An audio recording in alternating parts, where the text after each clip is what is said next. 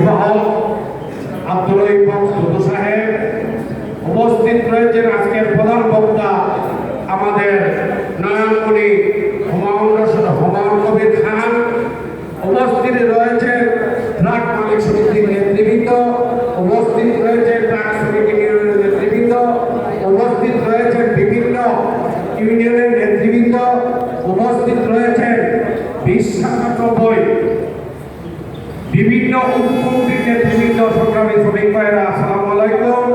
হিন্দু ভাইদের প্রতি আমি দুই একটা কথা বলে শেষ করতে চাই, কারণ অনেক লম্বা সময় হয়ে গেছে, আপনারা অপেক্ষমান। আপনাদের কিছু বিষয় কার্যকরী সভাপতি তুলে ধরেছেন। এই ব্যাপারটা আমাদের সিএনজি 2097 বা সিলেটের শ্রমিকদের যে পুলিশ প্রশাসনের বিআরটি নির্যাতন সাবেক সভাপতিও তুলে ধরেছেন। বিআরটি নির্বাচন, পুলিশ প্রশাসনের নির্বাচন আমাদেরকে ইজিপাই, ব্যাটারি চালিত রিক্সা এইগুলায় অহরহ অন্যায়ভাবে সিলেটের ভিতরে গাড়ি চালাচ্ছে, কিন্তু শ্রমিক যারা সিএনজি চালাচ্ছে, সিএনজি চালকদের কোনো দাম প্রশাসনের কাছে না। আজকের প্রধান অতিথি এবং প্রধান বক্তার কাছে আমাদের অনুরোধ, সিলেট বিভাগের শ্রমিকদের যে দুঃখগুলো রয়েছে, যে দাবিগুলো রয়েছে, এই ব্যাপারে আপনাদের কাছ থেকে একটি সমাধান বা সুপরামর্শ দেওয়ার জন্য আমার সবিনয় অনুরোধ করি।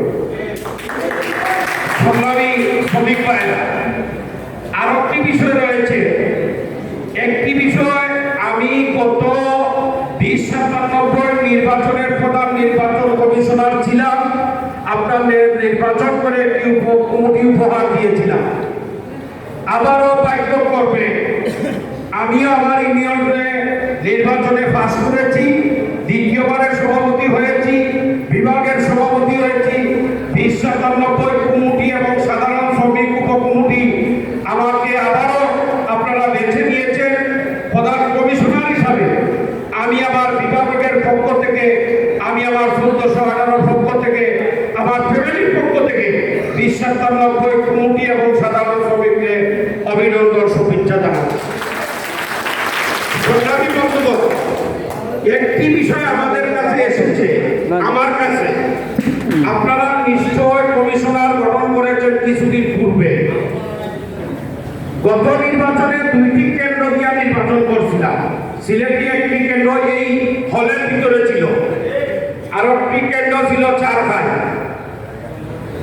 এবং এবারের নির্বাচনে আমার কাছে কয়েকটা প্রস্তাব এসেছে যে একটি কেন্দ্র নির্বাচন দেওয়ার জন্য, নতুবা বিশ্বনাথ একটি কেন্দ্র, জলালপুর গড়পুর একটা কেন্দ্র, গোলাপগঞ্জ একটা কেন্দ্র, চারঘাই একটা কেন্দ্র, সিলেট একটা কেন্দ্র।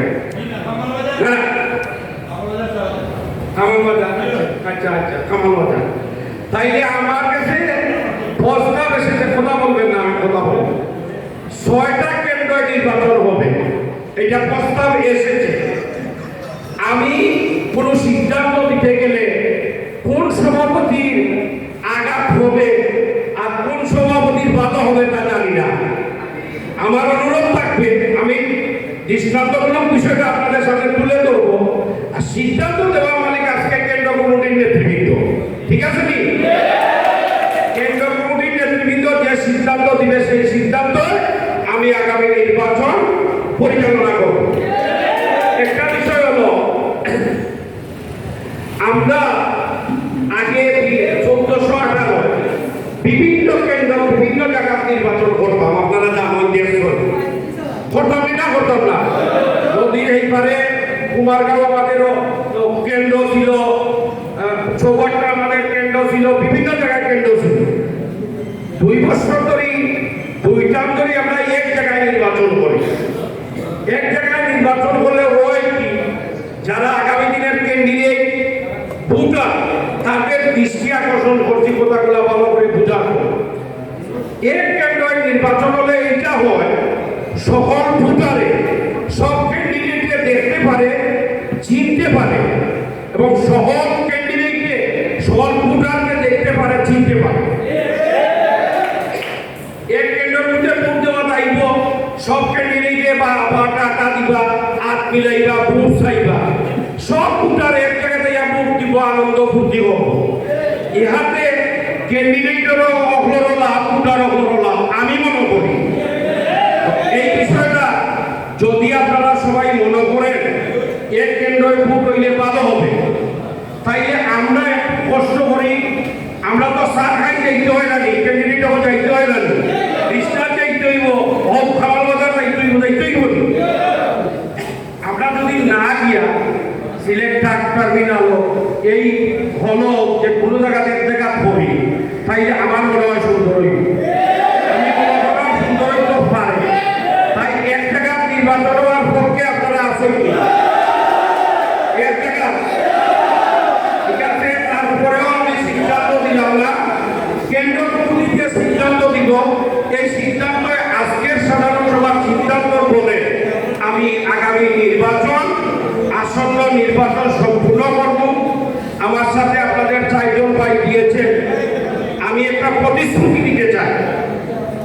আপনাদের আসন্ন নির্বাচন বিশ্বাসান্বিত করি, যেভাবে দিব আমরা চেষ্টা করব কোনো ধরনের কারচুপি, কোনো ধরনের পক্ষপাতী, কোনো ধরনের ঝামেলা না করে নিরপেক্ষ, সুস্থ, অবাধ একটা নির্বাচন দিয়ে বিশ্বাসান্বিত আগামী দিনের ক্যান্ডিডেট নির্ধারণ করে দিব।